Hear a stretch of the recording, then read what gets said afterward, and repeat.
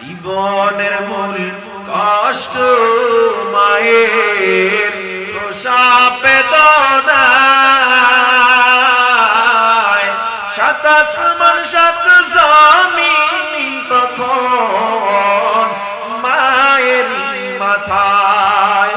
আমার সুন্দর মুখ দেখে মায়ের, আমার সুন্দর মুখ দেখে মায়ের ব্যথা যায় সব হাসায়া।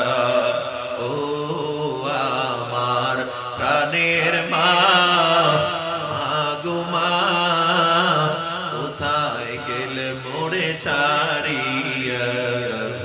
জনম দুঃখী এতিম আমি, চাই না কেহ ফিরিয়া। আমি যখন ছিলাম আমার মায়ের উদরে, চলাফেরা করতেন যে মা কত কষ্ট করে। এমন মাকে কেমনে আজি, এমন মাকে কেমনে আজি যাব আমি ভুলিয়া। ও আমার প্রাণের মা, গো মা, কোথায় গেলে মোরে ছাড়িয়া। জনম দুঃখী এতিম আমি, চাই না কেহ ফিরিয়া। পারে না। এই সমস্ত মহাগ্রন্থ যেগুলো বলা হয়, এর মধ্যে সর্বশ্রেষ্ঠ কোরআনই হলো মহাগ্রন্থ। আমার নবী কিভাবে একজন শ্রেষ্ঠ মহামানব, as a father, বাবা হিসাবে he is 100 out of 100, 100-তে 100 ছিলেন। প্রত্যেকটা নবীর জীবনে কিন্তু একটা ভুল আছে, গুনাহ নাই। ভালো করে বুঝবেন কি আছে, ভুল, গুনাহ নাই। বাট আমাদের নবী, he was such a man, there was no mistake in his life. জীবনে একটা ভুল নাই, একটা ভুল। আমার নবী as a commander, আমার নবী একজন সেনাপতি হিসেবেও শ্রেষ্ঠ ছিলেন। as a husband, he 100 out of 100, স্বামী হিসেবে 100-তে 100। He doesn't have Facebook, Twitter, YouTube, কিছু ছিল না। Facebook, Twitter, YouTube, এরপর মিলিয়ন ফলোয়ার। আমার নবী কিভাবে বিধর্মীদের সাথে ব্যবহার করতেন, এই ঠোঁটের কোন একটা হাসি লেগে থাকতো। আমার নবীজি নারীর সম্মান কিভাবে প্রতিষ্ঠিত করেছেন, আমার নবীজি নারীদের অধিকার কিভাবে প্রতিষ্ঠিত করেছেন, আমি টোটাল লেকচার দিলাম। আমার হাতে হাত দিয়া ইহুদি খ্রিস্টান 8 জন মুসলমান হয়েছে। কয়জন? তাহলে আবার প্রমাণ হলো কোরআন শ্রেষ্ঠ, ইসলাম শ্রেষ্ঠ। এটা তো আমি একটা ছোট্ট ঘটনা বললাম। প্রতিদিন গড়ে 300-র উপরে কাফের আমেরিকায় মুসলমান হচ্ছে, রাশিয়ায় মুসলমান হচ্ছে, নিউজিল্যান্ডে মুসলমান হচ্ছে, স্পেনে মুসলমান হচ্ছে। তাহলে এই যে মুসলমানগুলো হচ্ছে, এটা কোরআনের পাওয়ার, ইসলামের পাওয়ার।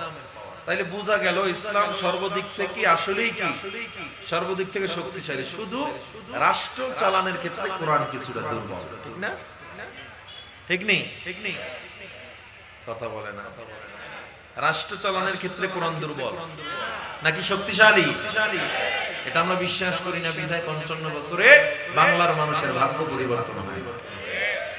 কোরআন, ইসলাম, মুসলমান, এই টুপিওয়ালারাই পৃথিবী শাসন করে ইতিহাস রচনা করেছে। বাদশাহ সুলাইমান, নবী সুলাইমান, যিনি গোটা পৃথিবীতে রাজনীতি শিক্ষা দিয়ে গেছেন। বাদশাহ জুলকারনাইন রাজনীতি শিক্ষা দিলেন। হযরত ওমর অর্ধ পৃথিবী শাসন করে খেলাফত কায়েম করে রাজনীতি শিক্ষা দিলেন, কিভাবে মানুষের হক প্রতিষ্ঠিত করতে হয়। হযরত ওমর ফুরাত নদীর তীরে দাঁড়িয়ে বলে গেছেন, ফুরাত নদীর তীরে একটা কুকুরও যদি না খেয়ে মারা যায়, আমি ওমর আল্লাহর দরবারে কিয়ামতের দিন জবাব দিতে হবে। সেই ওমর কিভাবে শাসন করেছে, মদিনা সনদতারা নবী কিভাবে শাসন করলেন। অটোমান সাম্রাজ্য, সুলতানি খেলাফত, যেটাকে সুলাইমানি খেলাফত বলা হয়, যারা অটোমান সাম্রাজ্য 350 বছর মুসলমান শাসন করলো, স্পেন মুসলমান 950 বছর শাসন করলো। তাহলে টোটাল পৃথিবীর স্বর্ণালী শাসন হলো মুসলমানদের শাসন, টুপিওয়ালাদের শাসন। এখন বাংলাদেশে আইসে যদি এই শাসনের কথা বললে হয় রাজনীতির ওয়াজ, ইসলামের কথা বললে হয় যদি রাজনীতির ওয়াজ, এই রাজনীতির ওয়াজ বন্ধ করা জায়েজ নাই। কথা বলেন, এই রাজনীতির ওয়াজ তো চলবে, কারণ কোরআন হলো রাষ্ট্র চালানোর ক্ষেত্রে সবচেয়ে শক্তিশালী যন্ত্র, ঠিক কিনা বলেন? আমরা মুসলমান কেন কোরআনকে মানি না? আমরা হাতে ঘড়ি দেখি নাই, গোটা বিশ্বের ইয়েলো মিডিয়া আমেরিকা কিভাবে আফগানিস্তানকে বিশ্বের সাথে, বিশ্বের কাছে সন্ত্রাসী বানায় রাখলো, গোটা বিশ্বের কাছে। অথচ আফগানিস্তান স্বাধীনতার পর আজ তারা ইসলামিক স্টেট কায়েম করে গোটা বিশ্বের কারেন্সির মধ্যে আমেরিকাকে পর্যন্ত টেক্কা দিয়ে টপে চলে গেছে। আফগানিস্তান প্রযুক্তিতে আগায় গেছে, টেকনোলজিতে আগায় গেছে। মানুষ বুঝে নাই। আপনারাও এতটুকু শুধু জ্ঞান রাখবেন মাথায়, আমি যেখানে থাকি আর যাই করি, আমার অন্তরে কোরআন এবং আমার মায়ার নবীর একটা জায়গা, এটা আলাদা, এখানে কেউ ঢুকতে পারবে না ইনশাআল্লাহ। আর সিলেটের মানুষকে তো ওয়াজ করার দরকার নেই। শাহপরান শাহজালালের জমিনে যদি আপনাদেরকে বুঝাতে হয় কোরআন দরকার, ইসলাম দরকার, তাহলে অন্য জেলার মানুষদেরকে আর কি বুঝাবো বলেন? একটু অন্তর খুলে পড়ি আলহামদুলিল্লাহ। হয় না, আরো জোরে। আল্লাহ বলেন লা ইন শাকারতুম লা আযীদান্নাকুম, যদি শুকর আদায় করো আমি আল্লাহ নিয়ামত আরো বাড়ায় দেব। সুবহানাল্লাহ, সবাই করেন না? আবার বলেন। আল্লাহর নবীজি বলেন সহিহ বুখারী হাদিস, মান ক্বালা সুবহানাল্লাহ কুতিবাত লাহু 20 হাসানাত, যে একবার বলবে সুবহানাল্লাহ তার আমলনামায় আল্লাহ 20টা নেকি লিখে দেন, 20টা গুনাহ ঝরায় দেন। তামলা মা বাইনাস সামাওয়াতি ওয়াল আরদ, আসমান জমিনের ফাঁকা জায়গা সব দিয়ে আল্লাহ পরিপূর্ণ করে দেন। বানালাহু শাজারুন ফিল জান্নাহ, এই বান্দার জন্য জান্নাতে আল্লাহ একটা ফলের গাছ বানায় দেন। এমন ফলের গাছের ছায়ার এক মাথা থেকে যদি কোনো আরবের দ্রুতগামী ঘোড়া দৌড় শুরু করে অন্য মাথায় যেতে কমপক্ষে 500 বছর সময় লাগবে। শুকরে নিয়ামত নিয়ামতাত আফসুকুনা কুফরে নিয়ামত আযকাফাত মিরুকুনা। কোরআন আমরা মানি, সম্মানিত কোরআন, কিন্তু ওই যে প্র্যাকটিক্যালি বুঝি না, এজন্য আমরা মানতে চাই না। যে কারণে বলা হয় মাদ্রাসায় পড়ে কি লাভ, মাদ্রাসায় সরকারি চাকরি পাওয়া যায় না, অনুদান পাওয়া যায় না, সায়েন্স আর্টস কমার্স নিয়ে পড়তে পারে না। ও ভাই, এই কোরআন এমন গ্রন্থ যেখানে কসমোলজি বিদ্যা, অ্যাস্ট্রোলজি, বায়োলজি, জিওলজি, ফিজিক্স, পদার্থ বিজ্ঞান, মহাকাশ বিজ্ঞান, এরপরে জীব বিজ্ঞান, এমন কোন জ্ঞান নাই আল্লাহ কোরআনে দেন। বরঞ্চ যেগুলো বিজ্ঞান মাত্র 100-150 বছর আগে আবিষ্কার করতেছে, কোরআন এগুলো 2000 বছর, কারণ এগুলো 1400 বছর আগে আবিষ্কার করে রেখে দিয়েছে। সুবহানাল্লাহ। এই নামকে বিজ্ঞান বলে চাঁদের কিন্তু নিজস্ব আলো নাই, সূর্যের থেকে আলো নিয়ে এরপরে রাতে চাঁদ আমাদেরকে আলো দিচ্ছে। চাঁদের কিন্তু নিজের কোনো আলো নাই। কার থেকে আলো নেয়? সূর্যের থেকে। কোরআন 1500 বছর আগে সূরা আম্বিয়ার 61 নম্বর আয়াতে এই বিজ্ঞান আবিষ্কার করে দিয়েছে। তাবারাকাল্লাযী জাআলা ফিস সামাই বুরুজাও ওয়া জাআলা ফীহা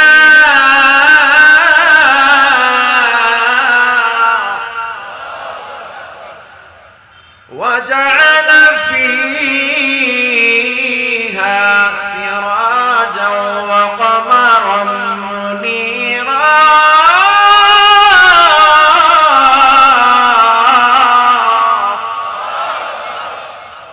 বিজ্ঞান বলে চাঁদের নিজের কোনো আলো নাই, সূর্যের থেকে আলো নিয়া চাঁদ আলোকিত করলো। বিজ্ঞান মাত্র 150 বছর আগে আবিষ্কার করেছি, কোরআন 1500 বছর আগে বলে দিল। শুধু তাই নয়, একটা কক্ষপথ বিজ্ঞান আবিষ্কার করেছে। চন্দ্রের কক্ষপথ, সূর্যের কক্ষপথ আলাদা, মাত্র 150-200 বছর আগে বিজ্ঞান আবিষ্কার করে দিয়েছে। আর আমার আল্লাহ তাআলা সূরা আম্বিয়ার 33 নম্বর আয়াতে আরো 1500 বছর আগে বলে দিয়েছে। হুয়াল্লাযী খালাকাল লাইলা ওয়ান নাহারা ওয়াশ-শামসা ওয়াল কমার কুল্লুন ফী ফালাকিন ইয়াসবাহুন।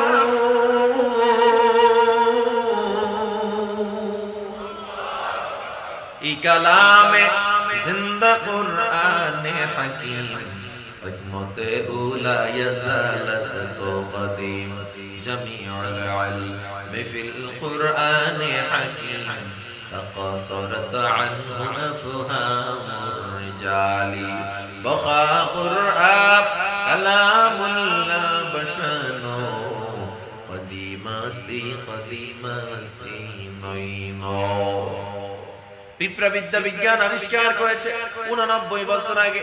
পিঁপড়ারা বাজার সদাই করে, এদের মৃতদেহেরা কবর দেয়, মারামারি করে, সালিশ ব্যবস্থা আছে। পিঁপড়াদের প্রধানমন্ত্রী কামরা ভিন্ন, পিঁপড়ার মধ্যে বিচারপতির কামরা ভিন্ন, পিঁপড়াদের মধ্যে আবার অর্থমন্ত্রীর কামরা ঘর তার ভিন্ন। পিঁপড়াদের মধ্যে যদি কেউ মারা যায় জানাজা দেয়, কেউ কারো বাসায় বেড়াতে গেলে যেমন আমরা মিষ্টান্ন নিয়ে যাই, পিঁপড়ারাও যদি কারো বাসায় বেড়াতে যায় মিষ্টান্ন নিয়ে যায়। একটু অন্তর করে জবান করে পড়েন আল্লাহু আকবার। পিঁপড়াদের মধ্যে মানব সুলভ আচরণ। পিঁপড়ারা আবার বাজেট পাস করে বছরের জন্য, এই এলাকার জন্য বাজেট পাস করে। পুরো পিঁপড়া রাজনীতি করে। এই বাজেট পাস কইরা আবার ব্রিজ বানানোর দায়িত্ব একদল, আরেক দল আবার ওই সেতু পর্যবেক্ষণ করে কেমন হয়েছে ব্রিজটা। একদল আবহাওয়াবিদ পিঁপড়াদের মধ্যে যারা আবহাওয়ার ওয়েদার কন্ট্রোল করে। এই গাছের উপরে সবাই মালামাল নিয়ে গাছের উপরে চইলা যায়। কেমনে যায়? পিঁপড়াদের মধ্যে একদল আগে খবর দিয়ে দেয়, তোরা সবাই হুঁশিয়ার হয়ে যা, 10 নম্বর মহাবিপদ সংকেত, বৃষ্টি আসতেছে, সিগন্যাল পড়ে গেছে, ঝড় আসতেছে। পিঁপড়াদের খবর পাইয়া বাকিরা মালামাল নিয়ে গাছের উপরে চলে যায়।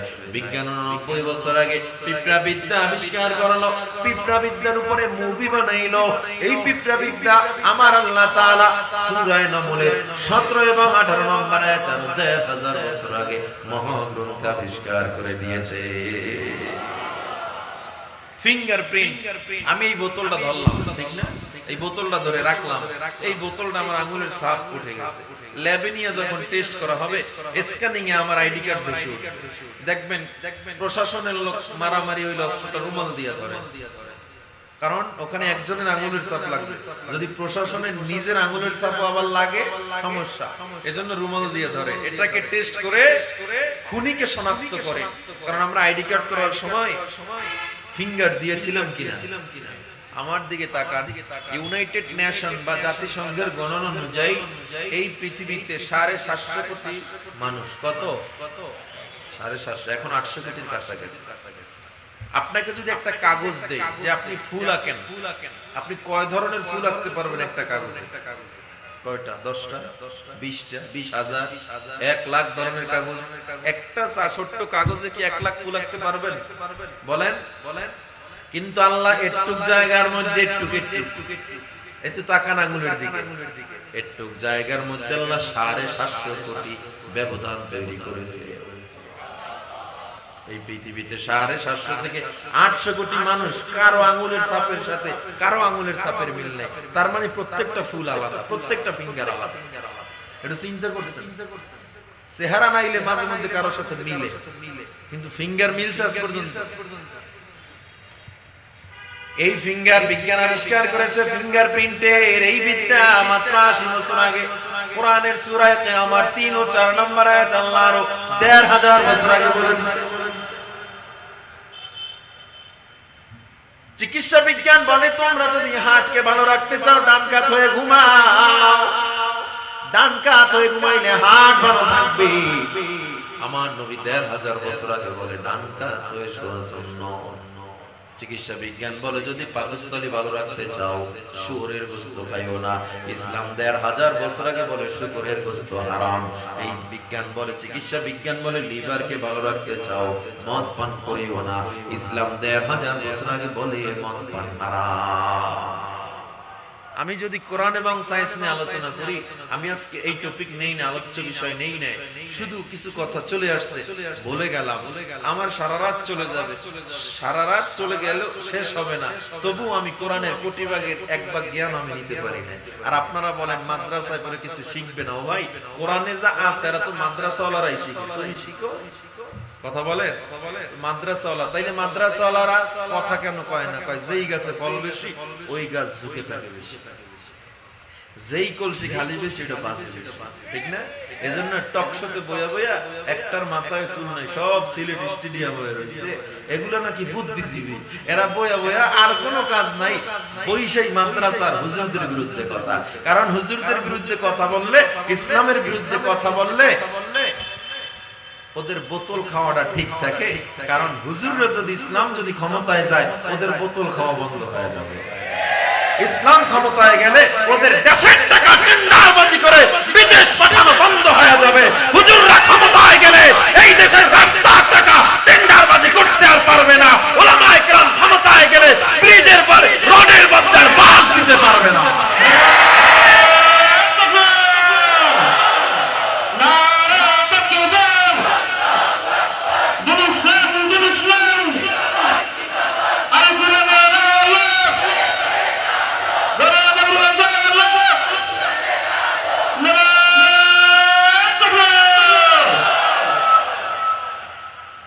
More than 90% মুসলমান এই বাংলাদেশে, ঠিক না?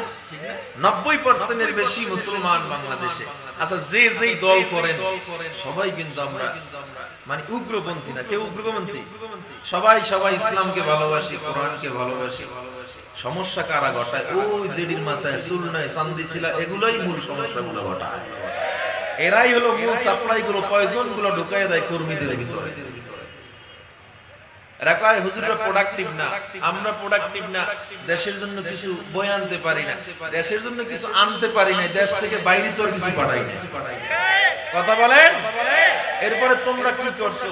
বাংলাদেশ টাইগার বাহিনী পত্রিকার পাতা খুললেই ক্রিকেট দল কোটি কোটি টাকা ইনভেস্ট করে এদের পিছনে, এত টাকা খরচ কইরাও আজ পর্যন্ত একটা বিশ্বকাপ তো দূরের কথা, চায়ের কাপ। কথা বলেন। এদের পিছে এত টাকা, এরপরও এরা নাকি হিরো, এরা নাকি টাইগার। আর ওলামায়ে কেরাম কোরআনের হাফেজরা বারবার প্রতি বছর শত শত রাষ্ট্রকে পিছনে ফেলে বিশ্ব কোরআন প্রতিযোগিতায় চ্যাম্পিয়ন হয়ে দেশে ফিরে প্রমাণ করেছে হুজুররাই দেশের প্রোডাক্টিভ, তোরা হলো দুর্নীতিবাজ, তোরাই দেশের ক্ষতির কারণ।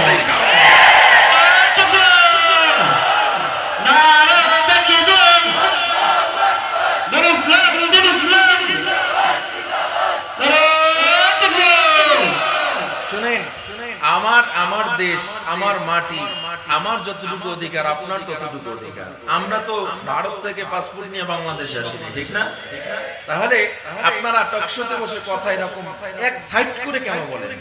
আমি যদি আজকে আল্লাহ মাফ করুক দাড়িটারে শেভ করে এই পোশাকটা ফালাই একটু প্যান্ট শার্ট টাই করতাম, ওই আমি সেই মাহফুজুর রহমান একই লোক, শুধু পোশাক চেঞ্জ।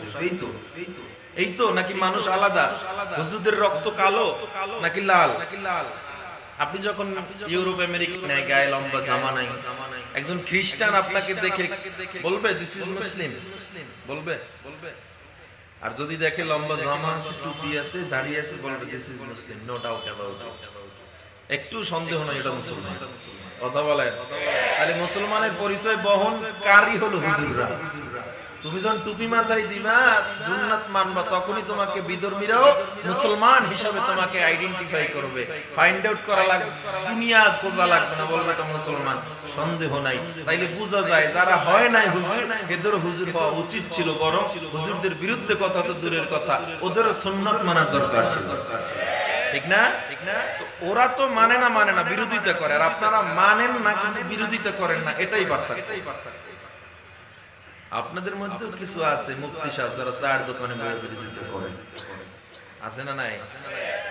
সব কিছু কথার বাইরে যায়, হুজুর এই দেশটা রয়েছে, ঠিক না? আবার কই ঠিক, হুজুররা দেশ খাইছে, দেশের টাকা লুট করছে, আমরা সবাই এক হয়ে দেশকে সুন্দর করতে হবে।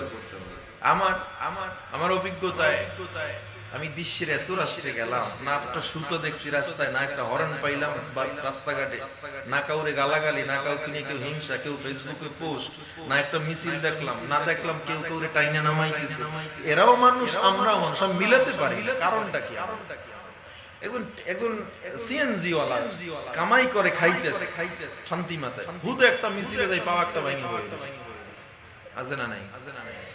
বাট এই পাও ভাঙাটা নবীর জন্য ভাঙছি, কিয়ামতের দিন একটা কাজ আল্লাহর দেখাইতে পারবে। এই মিছিলটা আল্লাহর নবীর পক্ষে দিতি, ফিলিস্তিনের পক্ষে দিতি, কাজে লাগতো।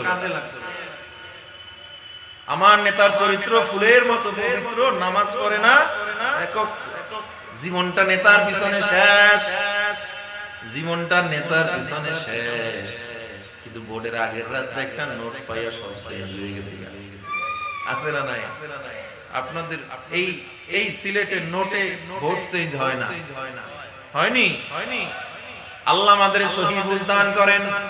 আমরা সবাই এক হয়ে দেশকে সুন্দর করতে চাই তো ইনশাআল্লাহ। এই দেশকে শান্ত শিষ্ট, এই দেশকে পুরো বিশ্বের মডেল রাষ্ট্র করার একটা সময় চলে এসেছে।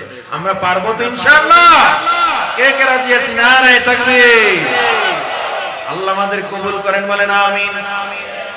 ও যুবক, আমি যদি শুধু কোরআন এবং সায়েন্স নিয়ে কথা বলি, বান্দা রাত পার হয়ে যাবে। কি আল্লাহ দেয় নাই কোরআনের মধ্যে? সবকিছু দিয়েছেন। এই জন্য আমাদের উচিত আমাদের ব্যক্তি জীবনে, আন্তর্জাতিক জীবনে, আমাদের অর্থনৈতিক জীবনে সব জায়গায় ইসলামকে সেট করে নেওয়া।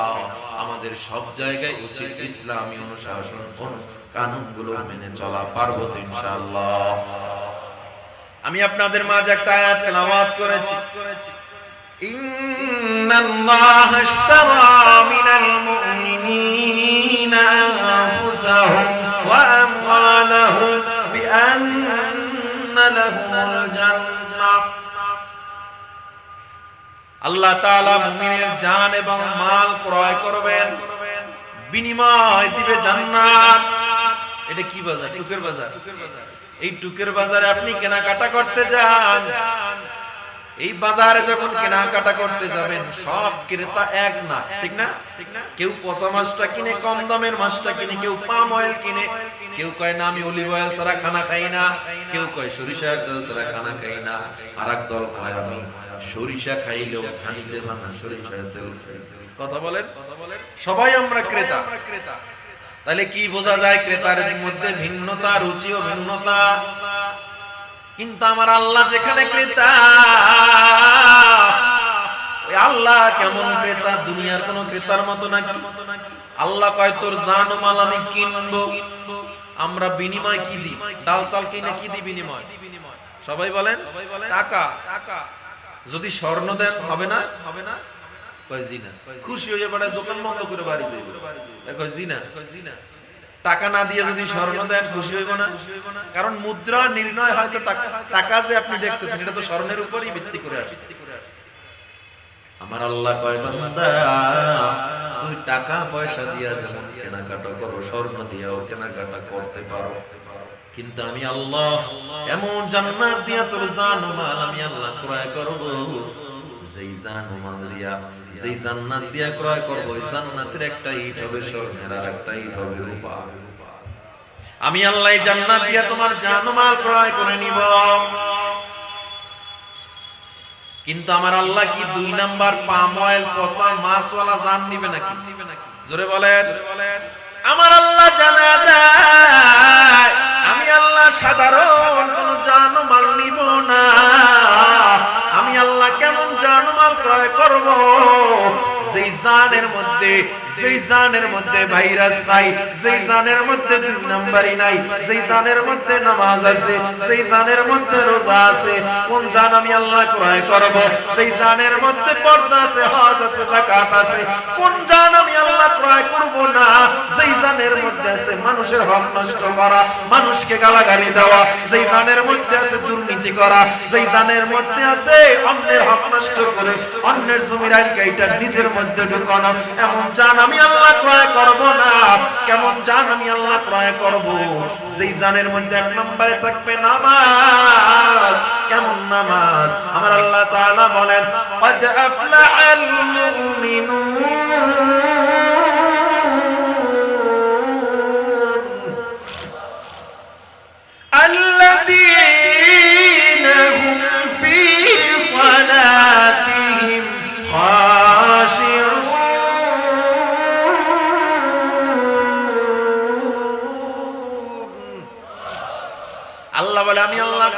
নামাজ? আচ্ছা দেখেন, আল্লাহ জান ক্রয় করবে, কয় কোন জান? সেই জানের মধ্যে জানি ইবাদত আছে। কি জানি ইবাদত? কয় নামাজ। কেমন নামাজ? কয় আল্লাযীনা হুম ফি সালাতিহিম খাশিউন। যেই জানি ইবাদতের মধ্যে আছে খুশু খুজুওয়ালা নামাজ। নামাজ না কি ওয়ালা নামাজ? খুশু খুজু কারে কয়? এবার আসেন, আল্লাহু আকবার। এটা নি কোন মতে একটা বাড়ি বাজারে ব্যস্ততা, দোকানে কাস্টমার, নামাজে তো অনেকে যায় না। কেউ আইছে, আয়া কুল হু আল্লাহ ইন্নাতাইনা, বাস দুইটা টাক মাইরা ডাক আছে না নাই? নামাজকে বলো না কাজ আছে, কাজকে বলো আমার নামাজ আছে। নামাজকে বলো না কাজ আছে, কাজকে বলো আমার নামাজ আছে। আর আমরা কি করি? নামাজ রে বলি আমার কাজ আছে, আমি নামাজ রে বলি আমার কাজ আছে। কুল হু আল্লাহ ইন্নাতাইনা পয়রা দৌড়। আল্লাহ কয় এটাকে খুশু খুজুওয়ালা নামাজ বলে না। খুশু খুজুওয়ালা নামাজ কোনটা? নামাজে দাঁড়াইয়া কেরাত লম্বা করে আল্লাহর সাথে কানেকশন তৈরি করা, এটার নাম হলো নামাজ। নামাজে দাঁড়াইয়া যখন আপনি সূরা ফাতিহা পড়ে আল্লাহরে ডাক দেন, আলহামদুলিল্লাহি রাব্বিল আলামিন, আমার আল্লাহ ডাক দিয়ে কয় হামিদানি আবদি, ও ফেরেশতারা দেখ আমার বান্দা আমার প্রশংসা করতেছে। তোরা একটু বলছিলি মানুষ বানানোর প্রয়োজন নাই, দেখ দেখ আমার বান্দা আমার প্রশংসা করতেছে। ফেরেশতারা তখন ডাক দিয়ে কয় আল্লাহ, তোমার বান্দা তোমার যেমন প্রশংসা করতেছে, আমরা ফেরেশতারাও তোমার বান্দার প্রশংসা করতেছি। তোমার বান্দার উপরে আমরা কোটি কোটি রহমতের দোয়া করতেছি। নামাজে দাঁড়াইয়া যখন আপনি নামাজ শুরু করে দিলেন, নামাজটা এবার শেষ করার জন্য কাইফিয়াত তারতিব ঠিক রাখা। আমি ভারতের দারুল উলুম দেওবন্দে বুখারীর ক্লাসের সময় আল্লামা আরশাদ মাদানী হাফিজুল্লাহ তাআলা, আমরা বুখারীর ঘন্টার সময় আমরা প্রশ্ন করেছিলাম, হুজুর নামাজে আমাদের মনোযোগ কম, বিভিন্ন চিন্তা চলে আসে, কেমনে মনোযোগটা আমরা নামাজের মধ্যে আনতে পারি? আল্লামা আরশাদ মাদানী হাফিজাহুল্লাহ তাআলা আমাদেরকে একটা সুন্দর সিস্টেম এবং রুলস বলে দিয়েছেন। কি আপনারা শুনবেন নেই? আপনাদের মনোযোগ আছে নামাজে? আছে? ছুটে না মনোযোগ? বিভিন্ন চিন্তা ঢুকে না? ঢুকেনি? কয় জি না। কত বড় আল্লাহর ওলি, বাপ রে বাপ। দোয়া করেন আমগো মনোযোগ ছুটে না। আমরা ধন্য আপনাদের মতো আল্লাহর ওলি পাই।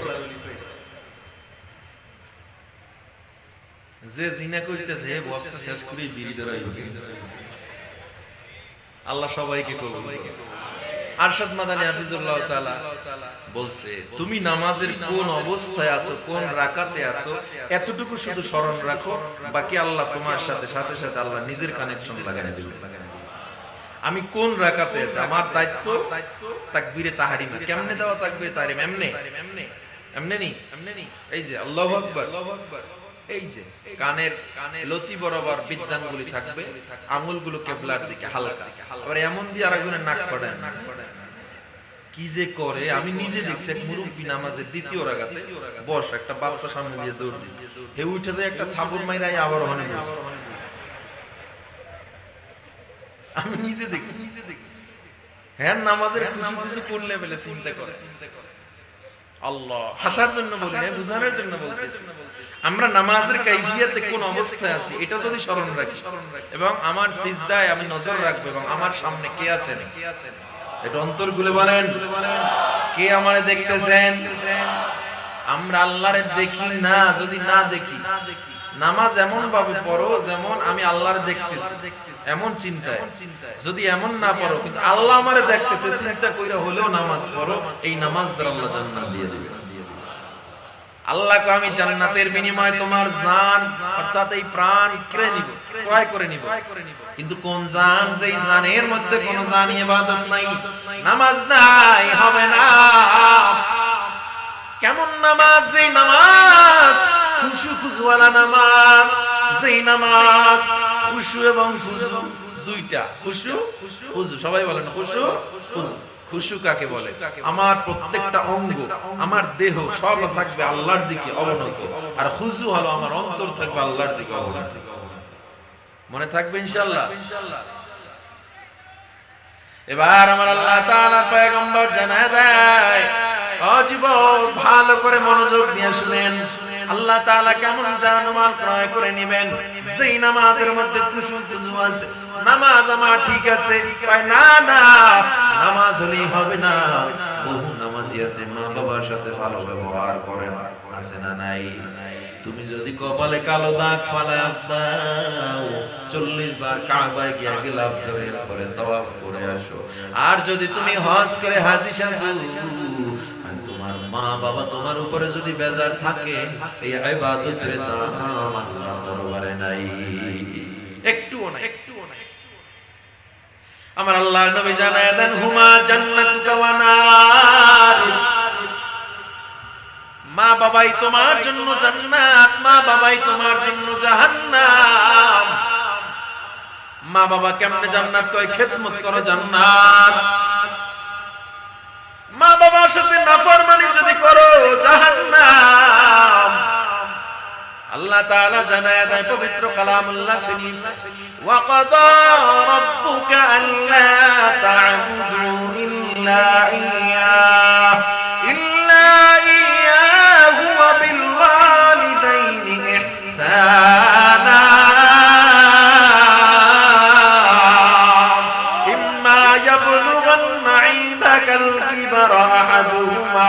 أو كلاهما فلا تقل لهما أف ولا تنهرهما وقل لهما قولا كريما। আমার আল্লাহ তাআলা বলে, বান্দা মা বাবার সাথে শব্দ পর্যন্ত বলা যাবে না। আমার নবী জানায় দেয়, ও দুনিয়ার মানুষ, তোমরা যদি জান্নাত কামাই করতে চাও, মায়ের পায়ের নিচে তালাশ করো, জান্নাত খুঁজে পেয়ে যাইবা। আল্লাহর নবীর দরবারে একজন আগন্তুক সাহাবী এসে বললেন, ইজা জাআ রাজুলুন ইলা রাসূলিল্লাহি সাল্লাল্লাহু আলাইহি ওয়াসাল্লাম فقال يا رسول الله من احق بحسن صحابتي, ও নবী আমার, মা বাবার মধ্যে আমি কাকে বেশি কাছের মনে করব, কাকে বেশি সমাদর বেশি করব? ক্বালা উম্মুকা, আমার নবী বললেন তোমার মা। ক্বালা উম্মুকা, আবার নবী বলে তোমার মা। ক্বালা থুম্মা মান ইয়া রাসূলুল্লাহ, ও নবী এরপরে কে? আমার মায়ের নবী আবার বলে তোমার মা। নবী আমার মায়ের নাম কয়বার বলছে? ক্বালা থুম্মা মান ইয়া হাবিবাল্লাহ, এরপরে কে? মা। আমার নবী ডাক দিয়া কয় ক্বালা আবাকা, এরপরে তোমার বাবা। মায়ের নাম কয়বার? বাবার নাম। এর দ্বারা বোঝা যায় মায়ের নাম অনেক বেশি, বাবার নাম অনেক কম। কিন্তু না না, কোরআনে আল্লাহ কোথাও মায়ের নাম আলাদা করে বলেন নাই। আল্লাহ বলছে ওয়ালিদাইন, মা বাবা। হাদিসেও আমার নবী মায়ের কথা বললেও অন্য হাদিসে আবার বাবার কথা বলে দিয়েছে। আল্লাহর নবী হাদিসে বলেন, ইবনে ওমর থেকে হাদিস বর্ণনা করা হয়, সহিহ বুখারীর হাদিস, রিদার রাব্বি ফি রিদাল ওয়ালিদ ওয়া সাখাতুর রাব্বি ফি সাখাতিল ওয়ালিদ। যেই সন্তানের উপরে বাবা খুশি থাকে, ওই সন্তানের উপরে আল্লাহও খুশি থাকে। যেই সন্তানের উপরে বাবা বেজার, ওই সন্তানের উপরে আল্লাহ বেজার হয়ে যায়। তাইলে বাবার দাম আছে না নাই? তাইলে নবী 3 বার মায়ের নাম কেন বলছে? এখানে একটা উত্তর আছে না নাই? এই প্রশ্নের উত্তর আছে না নাই? বুখারী শরীফের হাদিসের শানে রতে বলা হয় 3 বার মায়ের নাম বলার কারণ, যে 3টা বড় বড় কষ্ট সহ্য করে, এই কষ্ট পৃথিবীর কোন বাবা সহ্য করে না। যে কারণে আমার নবী 3টা কষ্টের দিকে তাকাইয়া মায়ের নাম 3 বার বলেছে। মায়ের 1 নাম্বার কষ্ট গর্ভধারণের কষ্ট। ওই মা গভীর রাত, গোটা ঘরের মানুষ ঘুমায় গেছে, মা ঘুমায় না। গর্ভের যন্ত্রণা মা সহ্য করতে পারে না। মাথায় হাঁটে, অন্য মাথায় হাঁটে, মাটিতে গড়াগড়ি করে গর্ভের যন্ত্রণা কাউকে বুঝতে দেয় না। দ্বিতীয় নাম্বার কষ্ট প্রসব বেদনার কষ্ট। এই দুনিয়ায় যখন কোনো সন্তান জন্ম নেয়, চিকিৎসা বিজ্ঞান বলে মানুষের ব্যথা যদি 40 ইউনিট হয় ওই মানুষ মারা যায়। কিন্তু তোমরা আমি যখন দুনিয়াতে আসছি মায়ের ব্যথা ছিল 56 ইউনিটেরও বেশি। 40 ইউনিট ব্যথায় যেখানে মানুষ মারা যায়, 56 ইউনিট ব্যথা মা সহ্য করল, এরপর বেঁচে আছে। কিন্তু ইতিহাস খুঁজে দেখবেন আজও পর্যন্ত পাওয়া যায় নাই কোন মা রাগ করে সন্তানকে গলা টিপে মেরে ফেলেছে। তুই আমার এত কষ্ট দিয়ে কেন আসছো? হয়েছে নাকি আমার? বরঞ্চ চেহারা দিকে তাকাইয়া মা যেন সব ব্যথা নিমিষেই ভুলে যায়। ঠিক কিনা জায়গা? জীবনের মূল কষ্ট মায়ের প্রসব বেদনায়,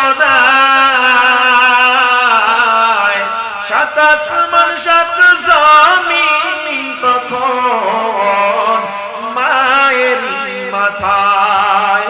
আমার সুন্দর মুখ দেখে মায়ের, আমার সুন্দর মুখ দেখে মায়ের ব্যথা যায় সব হাসায়া। ও আমার প্রাণের মা, গো মা কোথায় গেলে মোরে ছাড়িয়া? জনম দুঃখী এতিম আমি, চাই না কেহ ফিরিয়া। আমি যখন ছিলাম আমার মায়ের উদরে, চলাফেরা করতেন যে মা কত কষ্ট করে। এমন মাকে কেমনে আজি, এমন মাকে কেমনে আজি যাব আমি ভুলিয়া। ও আমার প্রাণের মা, গো মা কোথায় গেলে মোরে ছাড়িয়া? জনম দুঃখী এতিম আমি, চাই না কেহ ফিরিয়া। মায়ার নবী বলে, ও বান্দা তুমি যদি মায়ের দিকে একবার নেক নজরে তাকাও, বাবার দিকে যদি এক নজরে একবার নেক নজরে দিয়া তাকাও, আমার আল্লাহ তোমার আমল নামে একটা কবুল হজের সওয়াব লিখে দেয়।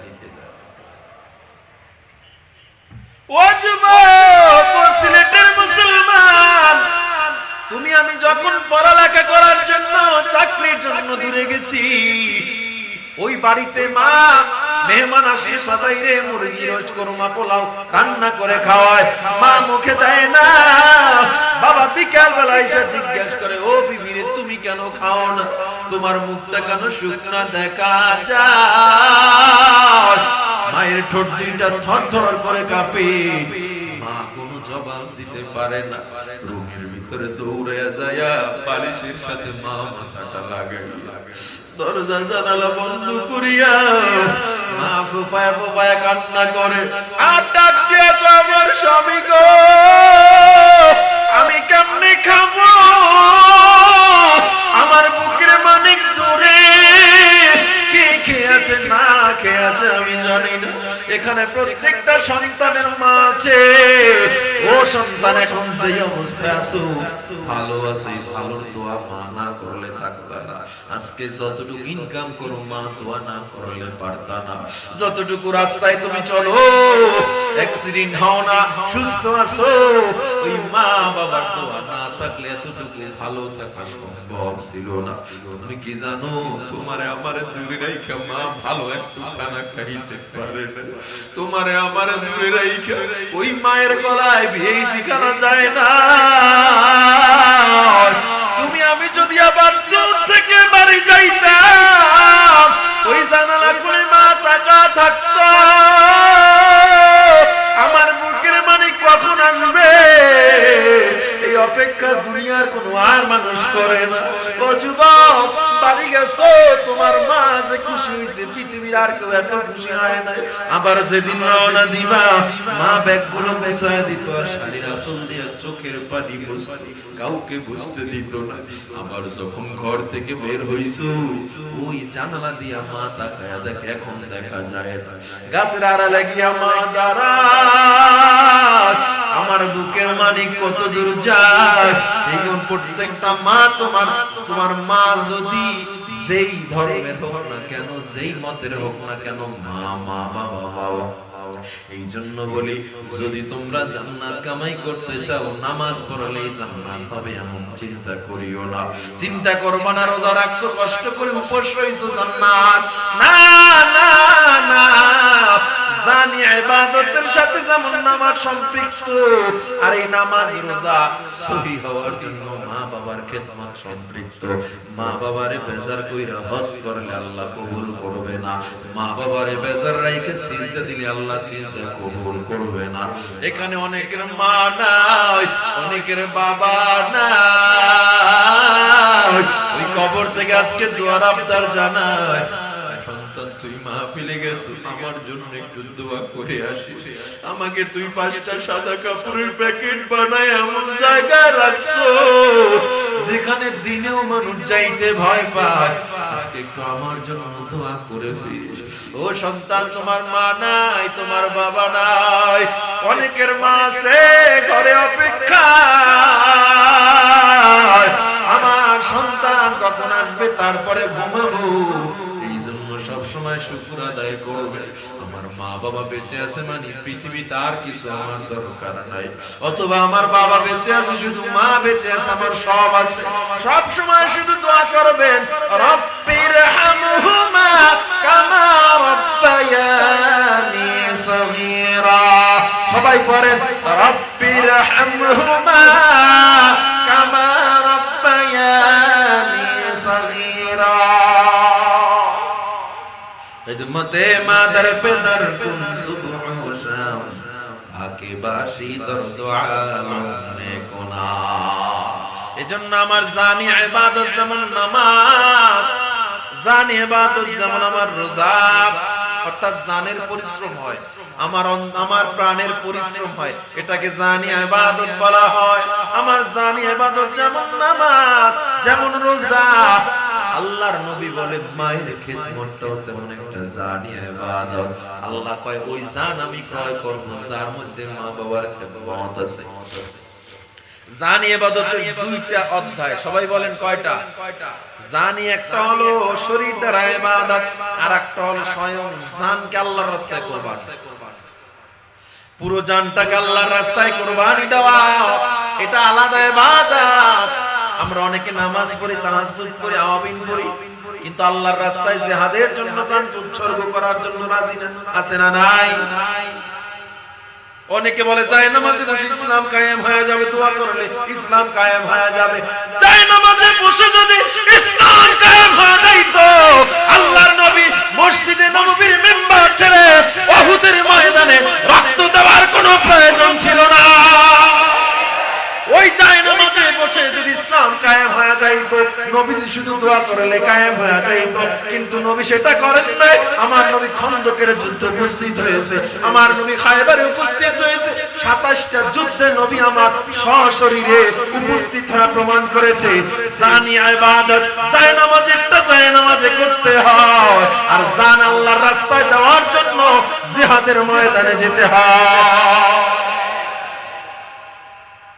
আমি বিশ্বাস করতে চাই সিলেটের এই মানুষগুলো কারো মধ্যে মুনাফিক নেই। আমি বিশ্বাস করতে চাই আল্লাহর রাস্তায় যদি জিহাদের ডাক এসে যায়, নবীর ইজ্জত রক্ষার জন্য যদি জীবন দেওয়ার ডাক এসে যায়, সেখানে প্রত্যেকটা মুসলমান নেমে যাবে ইনশাআল্লাহ। সবাই রাজি আছেন ইনশাআল্লাহ? কারণ আমার মা বাবা আমার সন্তান, আমার পিতা মাতা আমার সন্তান, আমার দুনিয়ার মানুষ, আমার নেতা আমার পীর সব একদিকে, আমার মায়ার নবী আর আল্লাহ একদিকে, ঠিক কিনা? এই জন্যই বাংলায় আমরা বলি, এই বাংলায় হিন্দু থাকবে, খ্রিস্টান থাকবে, এই বাংলায় বৌদ্ধ থাকবে, কোনো সমস্যা না। যারা যার ইবাদত করবে কোনো সমস্যা না। এই বাংলায় গির্জায় খ্রিস্টানরা ইবাদত করবে, প্রয়োজনে মুসলমান নিরাপত্তা দিবে, বাধা দিবে না। খ্রিস্টানরা ইবাদত করবে, বাধা দিবে না। হিন্দুরা মন্দিরে ইবাদত করবে, মুসলমান বাধা দিবে না। মুসলমান প্রয়োজনে সহযোগিতা করবে, তাদেরকে নিরাপত্তা দিবে, কেউ যেন আক্রমণ না করে। এই বাংলায় হিন্দু থাকবে, এই বাংলায় বৌদ্ধ থাকবে, এই বাংলায় খ্রিস্টান থাকবে, তবে কোন নাস্তিক নবীর দুশমন থাকতে পারবে না।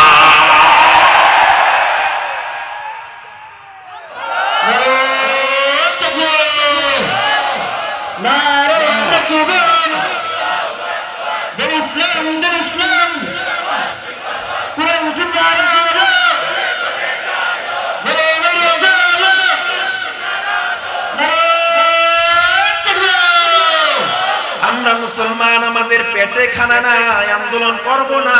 চাউলের দাম 500 হইছে কেজি, আন্দোলন করব না। আমাদের পেঁয়াজের দাম কত হইল, আন্দোলন করব না। কারণ আমার পেটের তাগিদে আমরা ময়দানে জীবন দিব না। আমাদেরকে যদি থাকার জায়গা না দেওয়া হয়, আমরা ময়দানে নামবো না। কিন্তু মায়ার নবীকে নিয়ে যদি কথা বলা হয়, আল্লাহর তাওহীদ নিয়ে যদি কথা বলা হয়, শরীরে এক ফোঁটা রক্ত থাকা পর্যন্ত এই বাংলায় কোনো নাস্তিক মুক্ত থাকতে দেওয়া হবে না।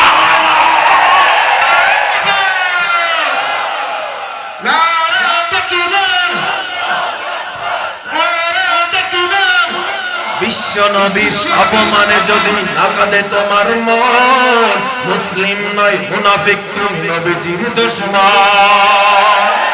নবীর জন্য জীবন দিবে কে আছো নওজোয়ান, তাকবীর ছেড়ে সিংহ শাবক হও তুমি আগুয়ান। তোমার বুকে ঈমানের বল জবানে আল কোরআন, ভয়ে কাঁপে কাপুরুষ সব আর মারাধম শয়তান। জীবনের চেয়ে বুকে আছে বেশি নবীজির সম্মান, কেমনে তুমি থাকবে বসে হলে তার অপমান।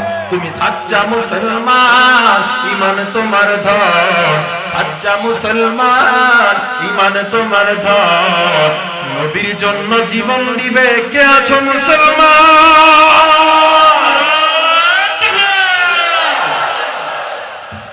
নারায়ে তাকবীর, দিন ইসলাম, দিন ইসলাম, জিন্দাবাদ, জিন্দাবাদ।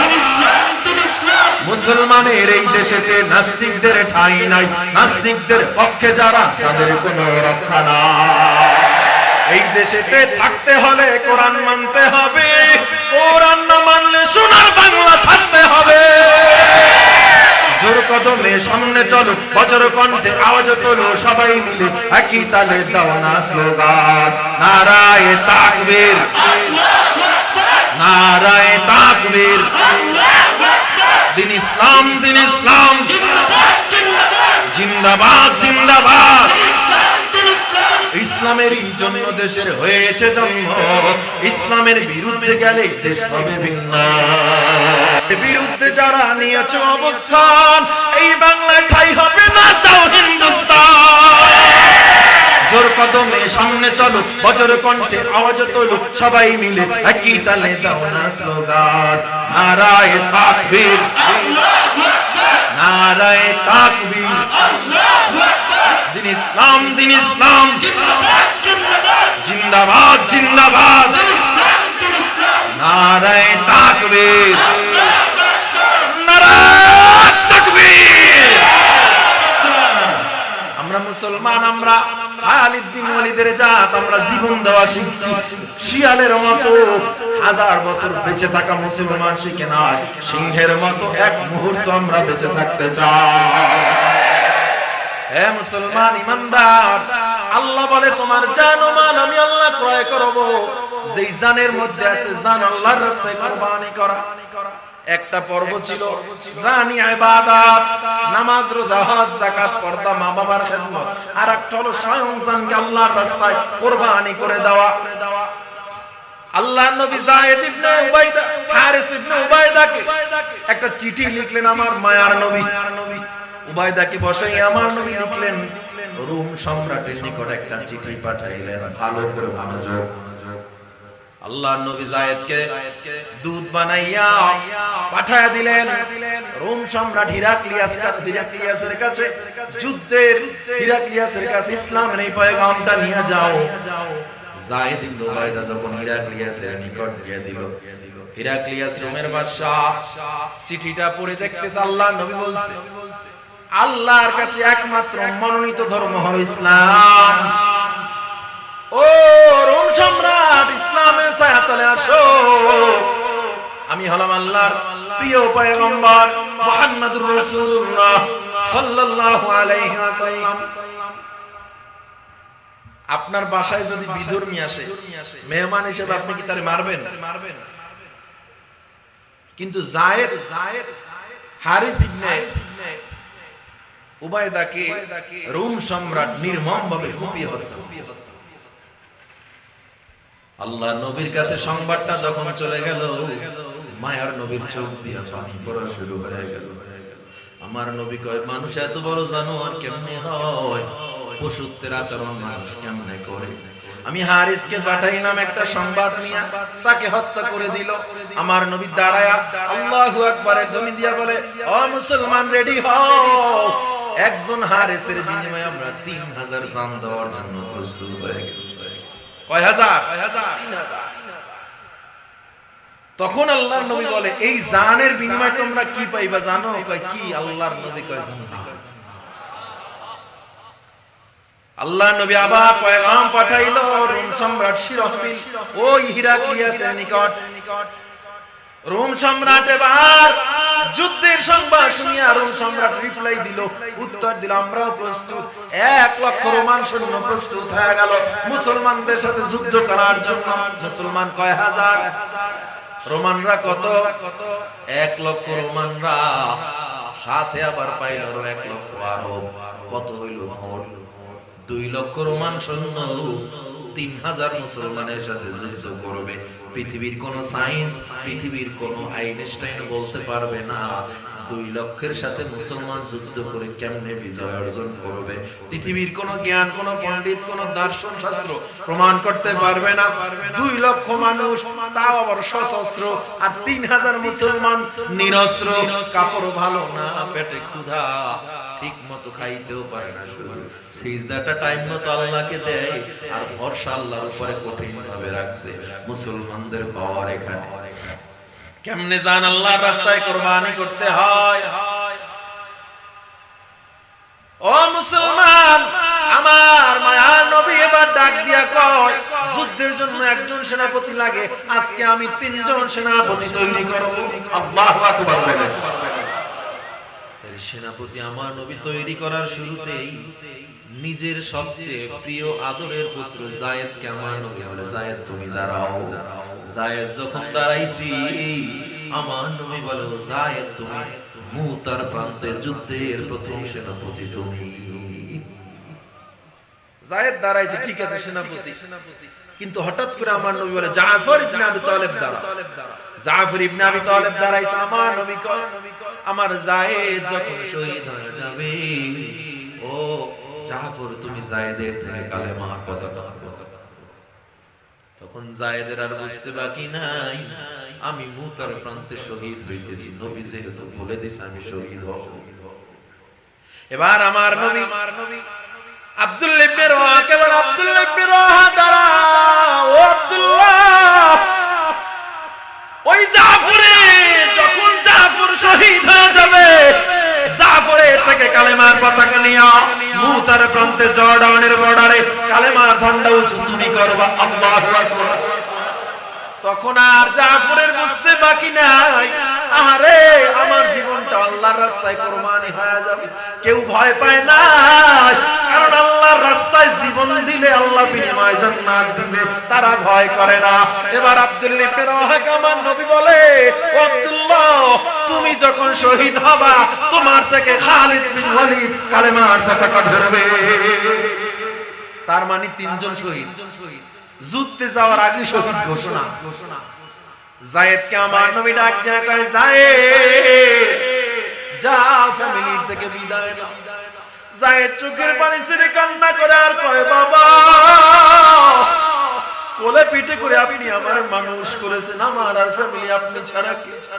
আর পিছনের কামরে আমার মা আম্মা জান আয়েশা আমি মায়ের থেকে যদি বিদায় নেই, মা আমার বিদায় দিতে চাইবে। আমি মায়ের কাছে যাব না, মায়ের কাছে যদি আমি যাই যুদ্ধের ময়দানে যাওয়া আমার বাধা হয়ে যাবে। আল্লাহু আকবার, জোরে বলেন আল্লাহু আকবার। ও বাবা গো, তুমি আমাকে বিদায় দাও, আমি মায়ের কাছে যাব না। জাফরকে আমার নবী বলে, জাফর তুমি বিদায় নিয়ে আসো। ও আব্দুল্লাহ তুমিও বিদায় নিয়ে আসো। জাফর এবং আব্দুল্লাহ রওনা দিছে বিদায় নেওয়ার জন্য। জাফর বাড়ির কিনারায় যখন গেছে, ঘরে ঢুকে না, ভিতর থেকে বিবি ডাক দিছে, তুমি কেন ঘরে ঢুকো না? জাফর কয়, বিবি রে আমাকে বিদায় দাও, তরবারি দাও, কাপড় দাও, আর ঘরে ঢোকা হবে না। বিবি কয়, গত রাত্রে মাত্র বিয়া হইল, এখন পর্যন্ত চেহারাটাও ঠিক মতো দেখতে পারলাম না। গত রাত্রে বিয়া হইছে, চেহারাটাও দেখতে পারলাম না রে স্বামী, এখনই তুমি বিদায় চাও, কই যাইবা? জাফর বলে, আমি আল্লাহর রাস্তায় শহীদ হওয়ার জন্য যাব।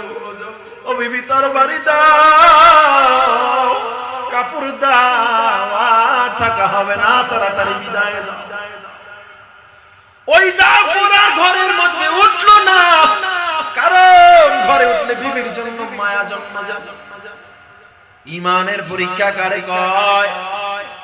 আব্দুল্লাহ ইবনে রাওয়াহা যখন বাড়ি গেল, তৃতীয় সেনাপতি আব্দুল্লাহ ইবনে রাওয়াহা বাড়ি গিয়া বাড়ির কিনারায় যখন ঘোড়াটা ঢুকলো, বাচ্চা ছিল, তিনটা মাসুম বাচ্চা খুশিতে লাফায় উঠল। এক সপ্তাহ পর্যন্ত বাবা আসে না, আজকে আসার তারিখ হইছে।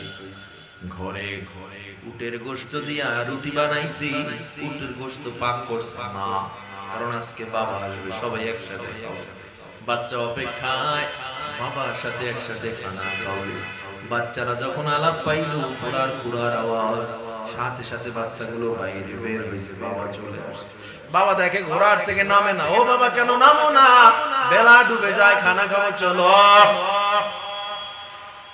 আব্দুল্লাহ ইবনে রাওয়াহা বলে, ও আমার সন্তান, আল্লাহ যদি কবুল করে জান্নাতে খাবো, আমারে তাড়াতাড়ি বিদায় দাও। সন্তানরা কিছু বুঝে না, ছোট ছোট বাচ্চা। বিবি দৌড়ে আসছে, কি বলো তুমি, কই যাও? আব্দুল্লাহ ইবনে রাওয়াহা বলে, বিবি আমার মায়ার নবী আমাকে মুতার যুদ্ধের শহীদ সেনাপতি হিসেবে ঘোষণা করেছে, আমার আর থাকা যাবে না, তাড়াতাড়ি বিদায় দাও। বিবি কয়, না স্বামী, এটা কেমন কথা, করে চল। আব্দুল্লাহ ইবনে রাওয়াহা তরবারির উল্টা পিঠ দিয়া বিবির শরীরে আঘাত করে দিল। বিবিকে যখন আঘাত করছে, বিবি দূরে সরছে। আব্দুল্লাহ তখন ঘোড়ার পিঠে বসে চোখের পানি ছেড়ে কান্না করে আর কয়, ও আমার বিবি, মন খারাপ করিও না, আমি আল্লাহর ভালোবাসায় তোমার উপরে আঘাত করেছি, তোমাকে খারাপ মনে করে না। আল হুব্বু ফিল্লাহ ওয়াল বুগযু ফিল্লাহ। ও বিবি, দোয়া কর আল্লাহ জানো কিয়ামতে একসাথে আমাদের জান্নাতে নিয়ে যাবে। বাচ্চারাই বিবিরাই চলতেছে। আল্লাহ নবী কাফেলা নিয়ে অপেক্ষায়। 3000 সৈন্য, রোমানদের 2 লক্ষ সৈন্য, মুসলমান 3000, রোমান 2 লক্ষ। অন্তরে গেতে নেন, রোমানরা 2 লক্ষ, মুসলমান 3000 রওনা দিল। মুতার প্রান্তের দিকে যখন রওনা দিছে, আল্লাহর নবী প্রায় অর্ধেক পথ সবাই আগায়া দিয়ে আমার নবী মদিনায় ফিরে আসছে। গোটা বাহিনীকে আমার নবী বিদায় দিয়ে দিল। মুতার প্রান্তে যখন সবাই চলে গেল, আল্লাহর নবী এদিকে মসজিদে নববীতে বসে বাকি সাহাবীদেরকে নিয়ে নবী আমার মসজিদে নববীর মিম্বরে বসে। আল্লাহর নবী চোখ দুইটা বন্ধ করা। হঠাৎ করে আমার নবী দাঁড়ায় কয়, তোমরা খবর কি শুনছো? মুতার প্রান্তে আমার যায়েদ কালেমার পতাকা নিয়ে যুদ্ধের ময়দানে নেমে গেছে। তোমরা খবর কি শুনছো? এই মুহূর্তে যায়েদ যুদ্ধের জন্য ময়দানে নেমেছে।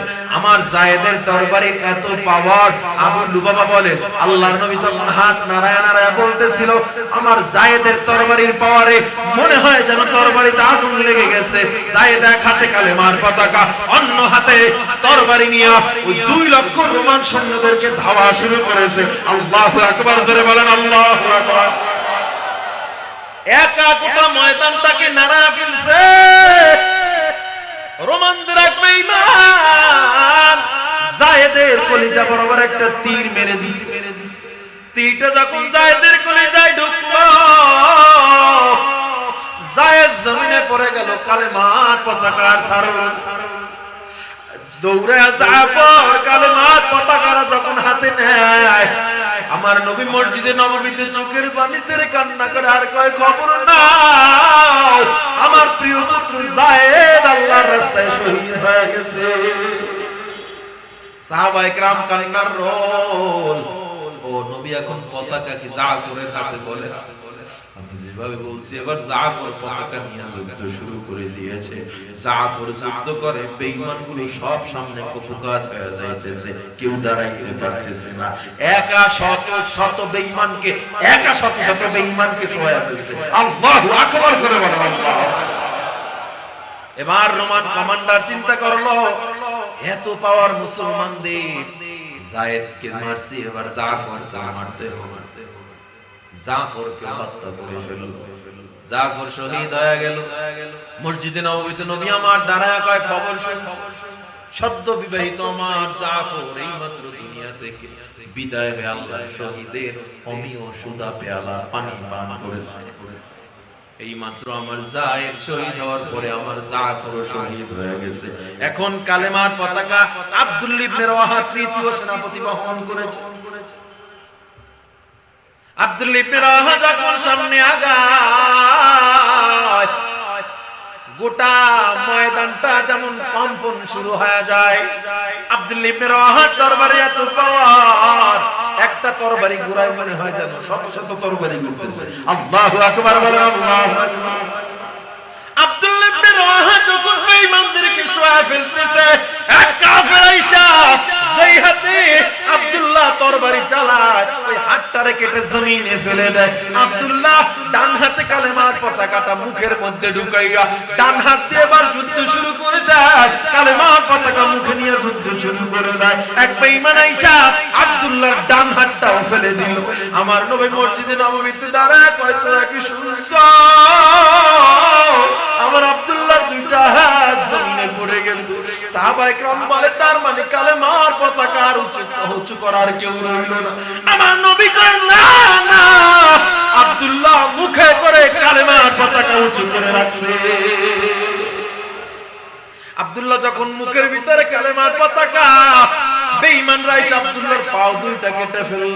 যখন কল্লায় আঘাত করবে, খালিদ বিন ওলীদ যে কালেমার পতাকা ধইরা, খালিদ বিন ওলীদ যখন যুদ্ধ শুরু করলো, আমার মায়ার নবী মসজিদে নববীতে দাঁড়াইয়া বলে, তোমরা শুনছো ইসলামের বিজয় শুরু হয়ে গেছে।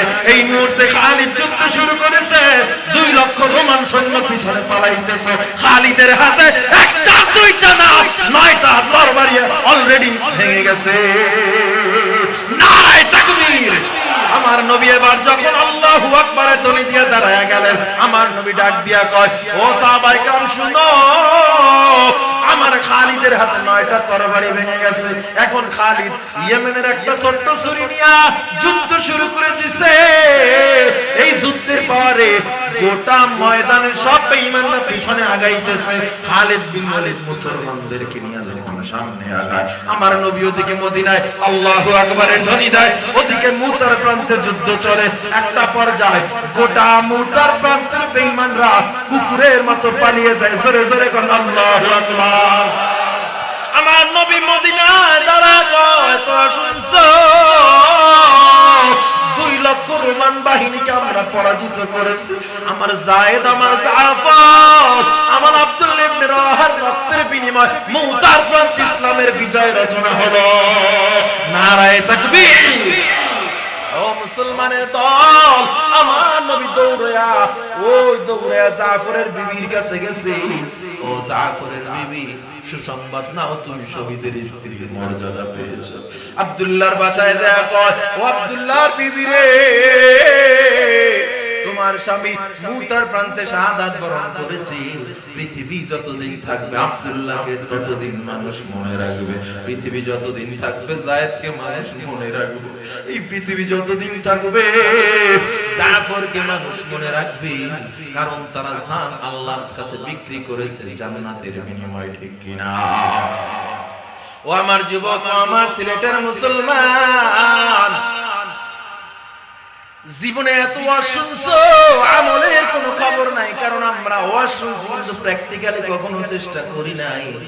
ও যুবক, ও বৃদ্ধ বাবা, পায়ে হাত দিয়া বলে যায়, আজকের যতটুকু আলোচনা শুনছো, আল্লাহর রাস্তায় কেমনে আমরা জান এবং মাল কুরবানি করব, যদি জীবনটাকে ওই নামাজের সাথে লাগায় নিতে পারো, জানি ইবাদত, নামাজ, রোজা, হজ, যাকাত, পাশাপাশি মা বাবার খেদমত, আর আমার জানটাকে আল্লাহর জন্য কুরবানির জন্য যদি প্রস্তুত থাকো, এমন দলবদ্ধ হয়ে আমরা জান্নাতে যাব ইনশাআল্লাহ, ঠিক কিনা? জোরে কও। সবাই আমরা রাজি আছি ইনশাআল্লাহ? তাইলে কে কে আর নামাজ ছাড়বো না, একটু আল্লাহকে হাতটা দেখায় দেয়, নারায়ে তাকবীর। ও দয়ার আল্লাহ, দেখো তোমার বান্দাগুলো ওয়াদা করতেছে আর গুনাহ করবে না, নামাজ ছাড়বে না, মা বাবার খেদমত করবে, অন্যায় করবে না। আল্লাহ প্রত্যেকটা হাতকে তুমি কবুল করে নাও, মঞ্জুর করে নাও। জোরে বলেন আমিন। আমরা যদি চাই কোনো কিছু, কার কাছে চাইবো? তাইলে আমরা জানি ইবাদত পাইলাম, আর একটা কি বাকি আছে? বলেন বলেন। মালি ইবাদত। আল্লাহ জান এবং মালের বিনিময়ে কি দিবেন? জান্নাত। মালি ইবাদত কোনটা? এই শুনেন, যারা এতক্ষণ ওয়াজ শুনছেন, মুনাজাতের জন্য 2-4 মিনিট বসা যাবে না? আমি জানি ওয়াজ করলে আপনারা থাকতেন, সুতরাং কেউ ওঠাওঠি কইরেন না, কারণ আমরা মুনাজাত দিব ইনশাআল্লাহ। যার যার অন্তরের ব্যথা কার কাছে বলবো? আর মালি ইবাদত হলো যেই মালের সাথে সাদাকা আছে। কি আছে? সাদাকা আছে। আপনার যতটুকু সম্পদ একটা অংশ থাকবে ইসলামে আল্লাহর রাস্তায় দান করার জন্য, এটাই হলো মালি ইবাদত। আল্লাহ আমাদের তৌফিক দান করুন। জোরে কর না আমিন। আজকের এই মাহফিল আল্লাহ কবুল করে নেন। যারা আয়োজন করেছে, অর্থ দিয়েছে, মেধা দিয়ে, বুদ্ধি পরামর্শ দিয়ে সহযোগিতা করছে, আল্লাহ সবাইকে কবুল করুন। আমরা মুনাজাত দিব। এর এক কথা আছে, একজন উঠবেন না, শোনেন। বিশেষ করে যারা আয়োজন করেছে, অনেক পরিশ্রম করেছে, আল্লাহ জানাই আল ইত্তেহাদ ইসলামী সমাজ কল্যাণ পরিষদকে কবুল করে নেন।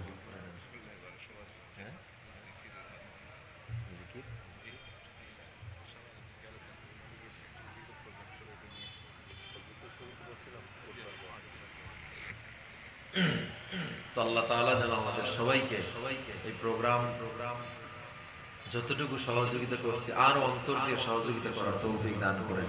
আল ইত্তেহাদকে আল্লাহ কিয়ামত পর্যন্ত কবুল করে নেন। সবাই দুরূদ শরীফ পড়ি। আল্লাহুম্মা সাল্লি আলা মুহাম্মাদিন ওয়া আলা আলি মুহাম্মাদ কামা সাল্লাইতা আলা ইব্রাহিম ওয়া আলা আলি ইব্রাহিম ইন্নাকা হামিদুম মাজিদ। আল্লাহুম্মা বারিক আলা মুহাম্মাদিন ওয়া আলা আলি মুহাম্মাদ কামা বারাকতা আলা ইব্রাহিম ওয়া আলা আলি ইব্রাহিম ইন্নাকা হামিদুম মাজিদ। আল্লাহুম্মা আমিন।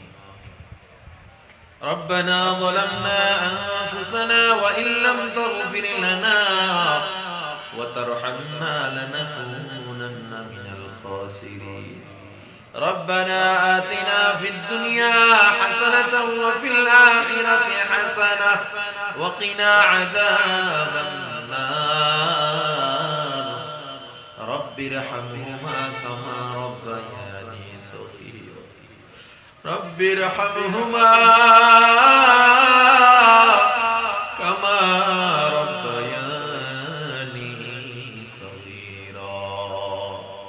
اللهم اجعل في عيني صغيرا وفي أعين الناس كبيرا.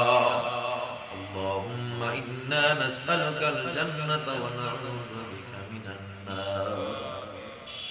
اللهم عافني في بدني. اللهم عافني في سمعي.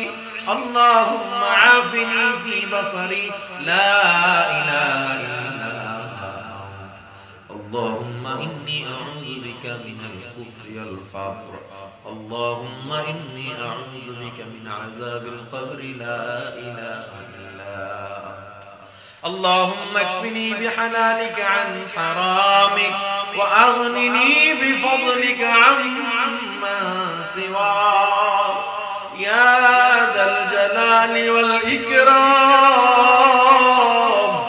يا ذا الجلال والإكرام يا ذا الجلال والإكرام দয়ার আল্লাহ গুনার বোঝা মাথায় নিয়ে তোমার দরবারে হাত উঠাইছি আল্লাহ তাকায় দেখো গভীর রাত হয়ে গেছে রাত্র পেরিয়ে মধ্যরাত্র পেরিয়ে চলতেছে শেষ রাত্রের দিকে যে সময় তুমি প্রথম আসমানে এসে বান্দারে ক্ষমা করার জন্য ডাকতেছো ও আল্লাহ আজকের আল ইত্তেহাদ সমাজ কল্যাণের এই মাহফিলের ময়দানে তাকায় দেখো তোমার কত গোলাম মনে কত ব্যথা নিয়ে হাত উঠাইছে জীবনে কত গুনাহ ডানে তাকাইলে দেখি গুনাহ বামে তাকাইলে দেখি গুনাহ আল্লাহ আমাদের গুনাহ যত বড় তার চেয়ে কোটি গুণ বড় তোমার দয়ার চাদর আল্লাহ ও আল্লাহ আমাদের গুনার দিকে না তাকা তোমার রহমতের দিকে তাকা আমাদের maaf করে দাও আল্লাহ আয় আল্লাহ এই মাহফিলে যারা আসছি অনেকের মা নাই বাবা নাই চিরবিদায় দিয়া বাঁশ বাগানে কলা বাগানে রেখে দিছে ওই পুকুরের পারে গোরস্থানে মা শুয়ে আছে বাবা শুয়ে আছে এমন একটা জায়গায় রাখছি যেখানে দিনেও মানুষ যাইতে বড় ভয় ও আল্লাহ যেই মা গর্ভে রেখে এত কষ্ট করলো প্রসব বেদনার 56 ইউনিটের মতো ব্যথা সহ্য করে যেই মা আমাদের পালায় দেয় যেই মা আমাদের প্রস্রাব পায়খানার কাঁথা ধুইল আমি যখন অসুস্থ হইতাম গোটা দুনিয়ার মানুষ ঘুমায়া যাইত মা ঘুমাইতো না মাথার পাশে বসে সারা রাত কাটা দিত আল্লাহ তাকা দেখো ময়দানে কার যেন মা নাই কার যেন বাবা নাই আল্লাহ ও আল্লাহ আমাদের দূরে রাইখা মা এক লোকমা খানা ঠিক মতো মুখে দিতে পারে বাড়িতে মেহমান আসতো খানা নিয়ে আসতো কত মজা নিয়ে আসতো মিষ্টান্ন নিয়ে আসতো সবাই ভাগজাগ করে খেয়ে ফেলতো মা আমারে বলতো আমার জন্য আলাদা করে গোপনে রাইখে আরে আজকে মাকে সাদা 5টা পাতলা কাপড়ের প্যাকেট বানায়া ঠান্ডা মাটির মধ্যে রাখছি ও আল্লাহ ওই কবরকে তুমি জান্নাত দ্বারা রওশন করে দাও যার বাবা নাই আরে যেই বাবা চৈত্র মাসের রোদে পিঠটারে পোড়াইয়া খেটে খেটে আমাদের জন্য ইনকাম করেছে আষাঢ় মাস নাই পৌষ মাস নাই বাবা ইনকামের জন্য কামাই বাণিজ্যের জন্য গাধার মতো খেটেছে সেরা গেঞ্জি সেরা জুতা পরে বাবা দিন কাটায় দিছে ঈদেও নতুন জামা কাপড় কিনে নাই আমাদের কোনো চাহিদা বাবা পূর্ণ রাখে না সারাদিন কাজকর্ম করার পর বাবা যখন বাজারে উঠতো মিষ্টির দোকানের সামনে থেকে দেখে বাবার মিষ্টি খাইতে মনে চাইতো বাবা পকেটে হাত দিয়া দেখতো আমি যদি মিষ্টি খাই আমার সন্তানের জন্য মিষ্টান্ন নিতে পারবো না আমার সন্তানের জন্য মজা নিতে পারবো না ও আল্লাহ তাকা দেখো কে জানে এমন বাবা হারা কার মা মাথার উপরে যেন মায়ের ছায়া নাই বাবার ছায়া ও আল্লাহ সন্তানের দোয়া উসিলা করে মা বাবার কবর জান্নাতুল ফেরদাউস বানায় দাও ও আল্লাহ যাদের মা বাবা বেঁচে আছে হায়াত বাড়া দাও বেশি বেশি খেদমত করার তৌফিক দাও ও আল্লাহ সুস্থতার সাথে মা বাবাকে কবুল করো আয় আল্লাহ, বিশেষ করে ফিলিস্তিনে আমার মা বোনরা কাঁদে, থাকার মতো জায়গা নাই, মাথার উপরে ছাদ নাই, খাবারের মতো রুটিও নাই, রুটিতেও বারুদের গন্ধ। যারা সাহায্য সহযোগিতা নিয়ে যায় তাদের উপরেও বেঈমানরা আক্রমণ করে। আল্লাহ, ও আল্লাহ, ফিলিস্তিনিদের তুমি ছাড়া কেউ নেই। আল্লাহ, গাজা, ফিলিস্তিন সহ গোটা মুসলিম বিশ্বকে তুমি হেফাজত করো। Allah, Somalia, Bosnia, Chechnya, Philippine, Arakan, যেখানে মুসলমানরা অসহায়, সবাইকে তুমি হেফাজত করো। আল্লাহ রব্বুল আলামিন, বাংলাদেশকেও শান্তির দেশ বানায় দাও। আল্লাহ, আমরা যারা হাত তুলেছি আল্লাহ, অনেকে অসুস্থ, অনেকে ক্যান্সারের রোগী, অনেকে অন্যান্য রোগী, আল্লাহ পরিপূর্ণ শেফায়ে আজলা কামিলা দিয়া দাও। ও আল্লাহ, যারা ঋণগ্রস্ত, ঋণ মুক্ত করে দাও।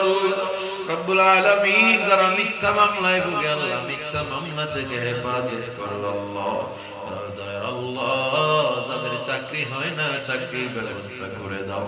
পরীক্ষার্থী ভাই, পরীক্ষায় সফলতা দাও। মা বোনদের কবুল করে নাও। আবেদা, জাহেদা, পর্দানিশী বানায়া দাও। আল্লাহ আল্লাহ, তোমার পরীক্ষার উপরে আলোচনা হইল।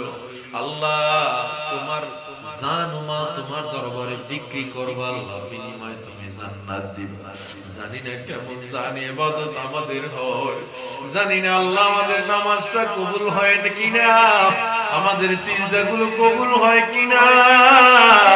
আল্লাহ, তোমার তো বান্দা আমরা, আর তো তোমার কেউ নাই।